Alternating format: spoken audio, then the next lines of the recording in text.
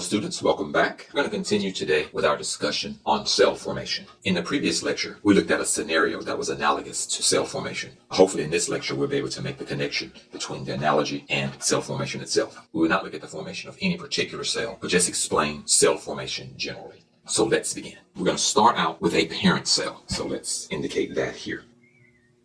And so here we have our parent cell. Now this parent cell is going to have the ability to become one of three cells. It can either become an X cell, a Y cell, or a Z cell. And so let's indicate those here. Additionally, this cell is going to have various functionalities. And we're going to just indicate those functionalities with letters. It's going to have a B function, a C function, and a D function. So let's indicate those here.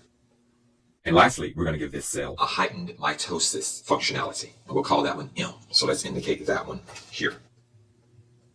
And so this is our initial cell, or our master cell. Now this cell will become one of these cell types, either an X cell, a Y cell, or a Z cell. And so the first thing that this cell has to do, it needs to make as many copies of itself as it can so that it can use those cells to become the committed cell. First, this cell is going to make a copy of itself through the process of mitosis, using its mitotic functionality. So we're going to indicate mitosis here. Let's say the cell wants to commit to the X cell type. And so in order for this cell to commit to this X cell type, it has to lose functionality. So it's going to lose the ability to become a Y cell and the ability to become a Z cell. So it's going to lose these two functionalities. So this cell now, not through the process of mitosis, but by another process, this cell is going to lose the Y and Z functionalities. This takes place through a process known as maturation or specialization. So we're going to put here, from the daughter cell to this new cell, the cell is undergoing the process of maturation or specialization. This is cell 1, and this is cell 2. From cell 1 to cell 2, we've lost function. Now, this cell here, even though it has mitotic functionality, because it has so many functions here, it is not very efficient at performing the process of mitosis, and so you don't make very many cells. However, now cell 2 has lost functionality, lost some of the general functionality, so it's going to be more efficient at undergoing mitosis. And so that's what's going to happen next. This cell, now committed to the X cell type, is going to make as many copies of itself as it can.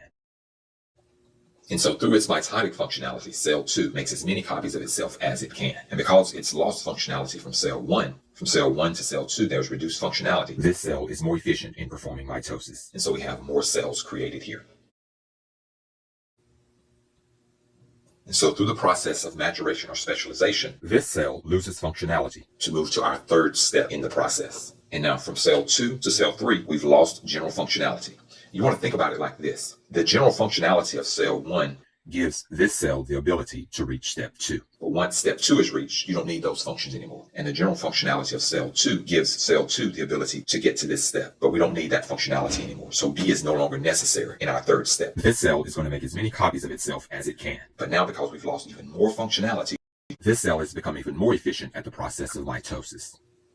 Here we will use plain dots to represent the copies. And now these cells are going to mature to our next cell type. And since I don't have room here, I'm going to continue it on the other side. And now we have our fourth cell type. And as you can see, cell 4 has reduced functionality from cell 3. And because of this, cell 4 is going to be more efficient at undergoing mitosis. That shows the proliferation of cell type 4. And as you can see here, the mitosis of the cells at our fourth step results in an explosion of cells. These cells will now mature into the fifth step of our process. Now we've reached our fifth step in the process. And as you can see, from step 4 to step 5, there's been an additional loss of function. Now this cell is even more specialized. But notice we've lost our mitotic functionality. Since we already have a large number of cells, it's no longer needed. And so this cell skips an additional cell division process and simply matures to our next step. So let's show that here. And shown here is our last step in the process, our final cell type, the X cell type. We're going to annotate this process a little more. I'm going to make everything a little smaller here. Hopefully we will have enough room to annotate everything. Our first cell type, we'll call this our master cell. So this is the master cell. And that makes sense since everything comes from this cell. Now this cell can become an X cell type, a Y cell type, or a Z cell type. And for that reason, this cell has many powers. Because a cell that has many powers, the ability to become a lot of other different cell types, has a special name. This cell expresses limited mitotic functionality due to its high degree of general functionality. This is the daughter cell. The daughter cell matures or specializes to our second step in the process. This cell has reduced functionality compared to number 1. It no longer has the ability to become a Y cell type or a Z cell type. It is committed to the X cell type. And so we call this cell the committed cell. So this is a committed cell. And because it's committed to X, we'll just put X here. And so what happens next is that the committed cell undergoes mitosis as much as it can, but it can't do too much because it's being weighed down by all this functionality to become our new daughter cells. These new daughter cells mature or specialize to become our third cell type, which has reduced functionality. Now this cell is going to undergo as much mitosis as it can. And because it's lost functionality, it's more efficient at performing mitosis. And then it makes a small group of cells here. And that's going to be important. So we're going to put here small group of daughter cells.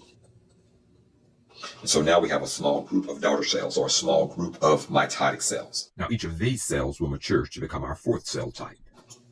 Oh, I must indicate here, because our third step cell produces a small group of daughter cells. This cell is called the small group maker cell. And so our small group maker cell makes the small group of cells. And now each cell in the small group will mature to our next cell type. This is our next cell type. And of course, it's lost functionality, and because it has, it is more efficient in performing mitosis. It makes an explosive group of cells. So let's indicate that first. Here we have an explosion of mitotic cells.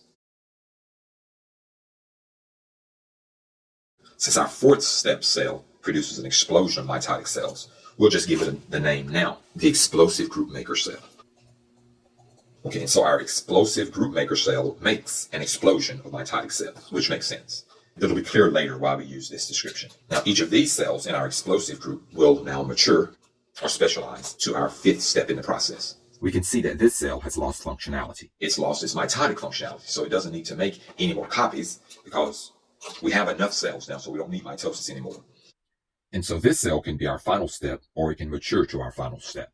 And so the cell in our fifth step can either be a precursor to our final step or the final cell itself. And then, of course, if step 5 is not the final step, our final step is step 6. And so this will be our final cell.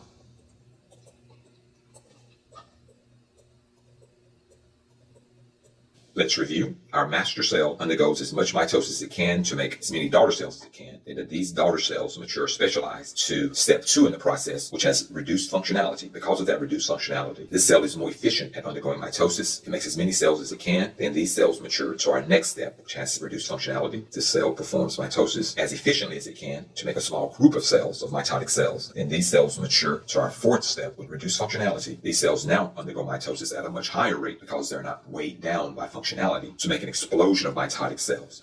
Then each of these cells matures or specializes to make our fifth step in the process. It loses the mitotic functionality because it doesn't need to undergo any more mitosis because we have enough cells. Now this cell is either the final step or it just needs to mature to the final step. And so this is the process of cell formation. All cells, be they bone cells or skin cells or blood cells, undergo a process similar to this. When the body needs more cells, this is the process that takes place. And these cells have general names. And we're going to give the general names here. This first cell here is the master cell. We call the master cell a stem cell. The master cell is called a stem cell. Think of it like the stem of a plant. A stem of a plant can branch off into many directions. So a stem cell, this stem cell can branch off to become an X cell or a Y cell or a Z cell. And so if I were to draw that here, and so our stem cell can branch off to become an X cell, a Y cell, or a Z cell. Hence the name a stem cell. Because this stem cell literally has many powers, we call it a pluripotent stem cell. The Latin word pluri means many, and the Latin word potent means power. And so this cell is a pluripotent stem cell. You can contrast this with a zygote. When the sperm fertilizes the egg, you create the zygote. The zygote is called a totipotent stem cell because it can become every cell in the body, not just many of them. And so the master stem cell, or the pluripotent stem cell, undergoes mitosis and then matures to become a committed cell. The committed cell then undergoes mitosis, matures to become the small group maker cell. And the small group maker cell makes a small group of mitotic cells. A small group is also called a colony.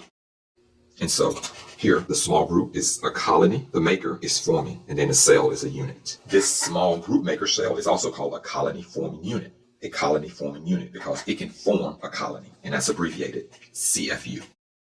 The colony forming unit makes a colony of cells. Now this colony of cells, each cell is going to mature to become our next cell type. And that cell type is going to be our explosive group maker cell. And here we have an explosion of cells. And because this cell makes an explosion of cells, we call it a blast cell. So this is called a blast. The blast element creates an explosion of cells. Once we get that final explosion of cells, we don't need mitosis anymore. So each of these cells in the explosion will mature to become our precursor cell, either another precursor or the final cell. And if it is the final cell, we call the final cell a site, because the word site means cell.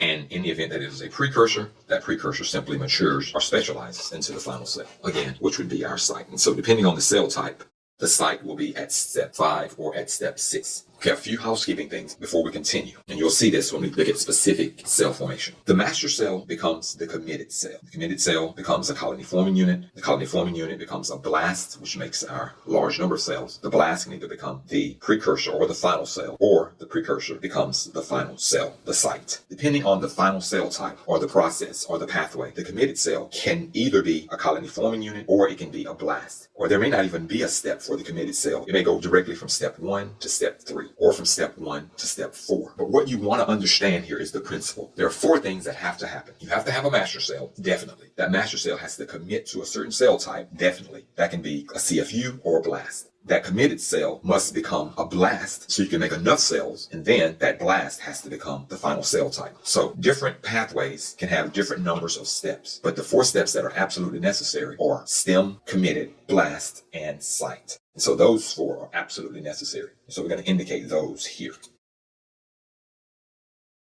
And so in this process, which is going to vary from cell type to cell type, these 4 must exist. You have to have a stem cell, a pluripotent stem cell. It has to go to a committed cell. That committed cell has to become a blast so you can make enough copies of the cell, and then that blast has to become the final cell type. And so I think you see the analogy now, that by reducing unneeded functionality, the cell becomes more efficient at mitosis. It's mitosis. That's what you want to become efficient at, so that you can even get to this blast stage. Without losing that functionality, you would never make enough cells to become the final cell type. And so this completes our introduction to general cell formation. In the next lectures, we'll be looking at the formation of specific blood cell types. And so that completes this lecture. I hope that you've learned a lot.